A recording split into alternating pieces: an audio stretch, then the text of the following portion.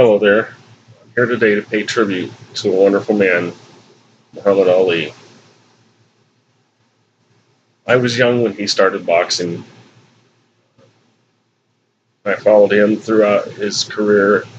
I remember wanting to watch every one of his fights, but obviously was not able to. He was a great man, not only as a boxer, but as a human being. It was sad today that we learned that he had Parkinson's. But he continued to fight. He continued to help others. He continued to continue on uh, helping and doing so much good for this world. I admire him and all that he has done. I admire how awesome a boxer he was. Not so many boxers have that in their corner, have me in their corner, but he does. And as far as his help of others, he didn't have to do that stuff. He didn't. He could have just slipped away in retirement and just live his life, the rest of his life out in peace and quiet. But that wasn't his style. His style was to be out there, to do things, to help others. He had a great heart. He was a good Christian man. And I admire him for that stuff too. It wasn't just the boxing, it wasn't just all that, but for his heart, for his unselfishness. Again, like I said, he could have just slipped away and just lived his life out in peace and quiet. And, you know, this Parkinson's, it's a horrible disease. What it does to the human body is just beyond belief. And I have a personal connection with him there. My oldest daughter, who's 33 now, has early onset Parkinson's. And I see her every day, her tremors, and the stuff it does to her. It took her 5 years fighting with doctors because they just wouldn't test her for it. They wouldn't. They kept telling her it's all in her head. They kept pushing her back. And then finally one day she got a doctor that sat down and actually listened, which is something I wish all doctors would do. Listen to your patient. The patients know their own bodies. They know when things are different. Like Muhammad Ali, I'm sure had he been a normal person, he is a normal person, don't get me wrong, not a celebrity, I'm sure it would have taken him a long time to get diagnosed. Unfortunately, his Parkinson's came from what he chose to do as a profession. And that makes it even sadder. You wonder how many football players out there that have constant concussions.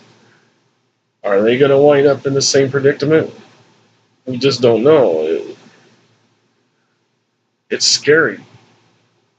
But my daughter fights on. She's got so many degrees from college. She's incredibly smart. And to see this disease tearing her apart, it really breaks my heart. She's a good woman, a good young lady, and I pray for her every day that she has a good day. She also suffers from migraines, which takes her out, puts her in a hospital. I don't know all about what the Parkinson's did to Muhammad Ali, but I'm sure it was rough. And to see him disfigured and unable to do a lot in his later years, it was hard to watch the most powerful boxer in the world go down to what he came to in the end. But I know his soul is at rest, and I know God is talking to him and blessing him for all that he's done. And blessing over his family for allowing him to continue and being his support all the way to the end. As far as the Parkinson's go, the sad news is I have to be tested for it now. I'm having symptoms. I met this neurologist who's going to do this test for the first time last week. She went through everything with me and wants to do the test. So just maybe rule it out, which I'm praying happens.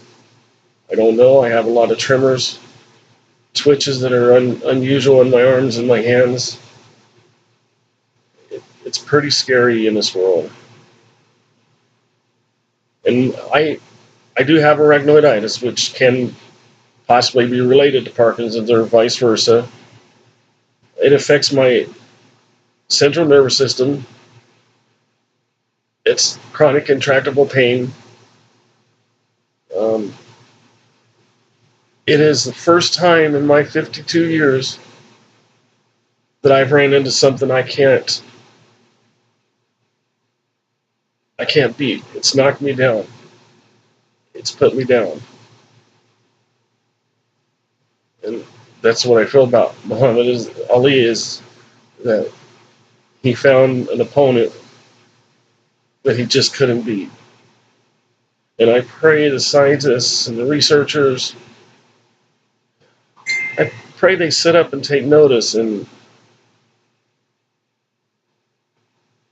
find a cure for this horrible disease, both the Parkinson's and arachnoiditis. Being in chronic pain, it takes so much away from the people who have it. And I pray that this video maybe gets out to some of them, doctors and researchers and whoever, that they will sit up and take notice. They will sit up and know that they need to listen to their patients. You know, and as I stated before, if Muhammad Ali had not been a celebrity, I'm sure he would have had to fight to find his answers as much as my daughter did, as much as I did with my arachnoiditis. I still suffer day in and day out. I have spent today in bed with some kind of illness, which has affected my arachnoiditis and has caused me a lot of pain. So it's very painful to get up and do anything. But I want you all to know I'm still fighting. I'm a fighter much as Muhammad Ali was. I will not let this keep me down. I will continue trying to be on my feet as long as my legs still operate. Even when it comes down to it, my leg's not working anymore or whatever, I will still be fighting. I will still be out there trying to do the things I do. Trying to be an inspiration to my children, to my grandchildren, to my wife, and to all my friends and family. You know, I see that in Muhammad Ali. He did the same thing. He was an inspiration to so many people. Watching his funeral procession and everything that was going on, and watching all those people throwing roses out to his coffin and paying tribute in that way makes you know that he was one of a kind. I wish there were more like him. I wish there was a cure for Parkinson's already, so my daughter doesn't have to suffer anymore. So that if I have it, I don't have to suffer. I'm already suffering with one chronic issue. I don't need another one. Also, I too suffer from migraines from time to time. So I feel my daughter's pain. I shed a silent tear every time she has a flare-up of her disease. Or when she goes to the hospital. It's a silent tear that lands on my heart. And I hope that those of you out there that don't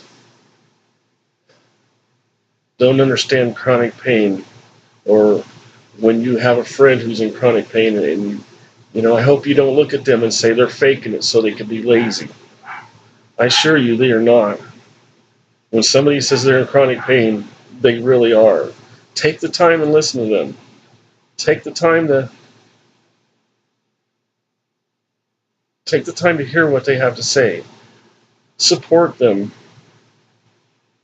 Because It takes an emotional toll on you. A very, very large emotional toll when people don't believe us. I've been lucky. I've had a family that has been there by me this entire time when I first started having these problems.